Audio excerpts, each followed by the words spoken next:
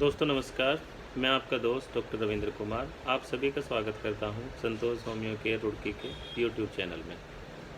दोस्तों मैं प्रतिदिन आपको एक बीमारी के बारे में जानकारी देता हूं और अपने आप आजमाया हुआ नुस्खा आप लोगों के साथ शेयर करता हूं होम्योपैथिक का।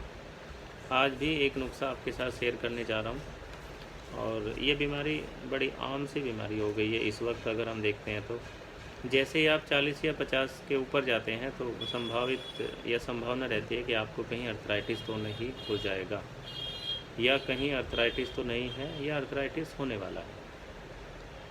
दोस्तों अर्थराइटिस जैसे मैं इंग्लिश का शब्द इस्तेमाल कर रहा हूँ तो हिंदी में इसको वात रोग, और अगर हम कहीं जोड़ों की समस्या या बिल्कुल सरल भाषा में कहें तो गठिया रोग। इसमें जोड़ों में सूजन आती है, जोड़ों में बहुत तेज़ दर्द होता है, बहुत तीखा दर्द होता है और कुछ लोग चलने में असमर्थ हो जाते हैं।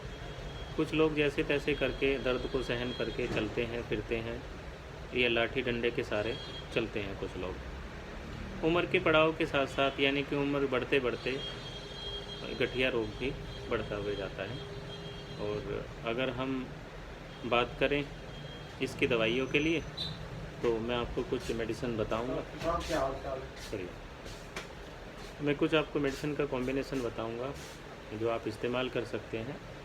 इस कॉम्बिनेशन को आप इस्तेमाल करें और काफ़ी लंबे समय तक इसका इस्तेमाल कर सकते हैं। आप देखेंगे कि आपके जोड़ों का दर्द जो खास करके घुटनों को प्रभावित करता है या हिप जॉइंट को प्रभावित करता है धीरे धीरे करके आराम होने लगेगा। इसमें दोस्तों पहली दवाई है एपोसाइनम और पोटेंसी। लो पोटेंसी में मैं आपको सारी मेडिसिन के कॉम्बिनेशन बताऊँगा। 6C पोटेंसी में आपने लेनी है। दूसरी दवाई है दोस्तों एरिना डाइडीमा।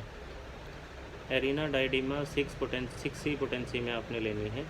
और तीसरी दवाई है दोस्तों सिमिसिफ्यूगा, ये भी आपने 6C पोटेंसी में लेनी है। चौथी दवाई है दोस्तों यूफ्रेसिया, ये भी आपने 6 पोटेंसी में लेनी है।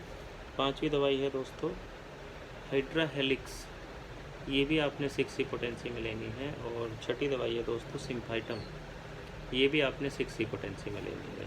सातवीं और जो अंतिम दवाई है वो है विस्कम एल्बम, ये भी आपने 6C पोटेंसी में लेनी है। दोस्तों इन सातों दवाइयों का कॉम्बिनेशन आप एक शीशी में बनवा के अपने हिसाब से 4-4, 5-5 ml जो जितनी भी आपको ज़रूरत है उतना आप इन दवाइयों का कॉम्बिनेशन आपस में मिला सकते हैं। और मिलाने के बाद में 7 से 8 बूंदें दिन में 3 से 4 बार आप 1 चम्मच गुनगुने पानी में दवाई को 3 से 4 बार लेंगे। खाने से पहले आधा घंटा या खाने के आधा घंटा बाद आप इस दवाई के कॉम्बिनेशन को इस्तेमाल कर सकते हैं। खाने में कुछ चीज़ों का परहेज़ रखिए जो चीज़ें आपको नुकसान करती हैं। ठंडी और खट्टी चीज़ें खास करके आपकी जो वात रोग है या जो आपकी गठिया है इसमें बढ़ावा देती हैं, तो उन चीज़ों को कुछ समय के लिए कम से कम कर दीजिए। और ये दवाई का कॉम्बिनेशन जो मैंने आपको बताया है आप महीना, 2 महीना, 3 महीना, 6 महीने तक भी इस दवाई का कॉम्बिनेशन आप इस्तेमाल कर सकते हैं। साथ में अपने कैल्शियम और विटामिन डी का अपना लेवल चेक कराना है। अगर ये दोनों कम आते हैं तो आप एडिशनल सप्लीमेंट के रूप में कोई भी कैल्शियम के लिए या कोई भी विटामिन D3 के लिए कॉम्बिनेशन आप ले सकते हैं और अपने जॉइंट्स को हेल्दी रख सकते हैं। धन्यवाद दोस्तों। बढ़िया जी, आप सुनाओ कैसे?